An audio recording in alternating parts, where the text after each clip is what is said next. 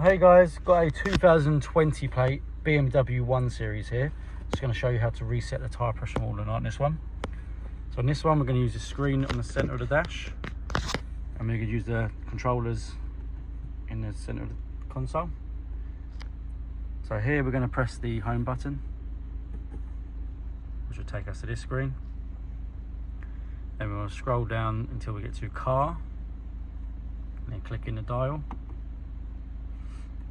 And scroll down to vehicle status. Then on tyre pressure monitor, click it in. And then tyre pressure settings. And scroll down to perform reset. So first make sure your tyres are pumped up to the correct pressures, and then you want to press perform reset.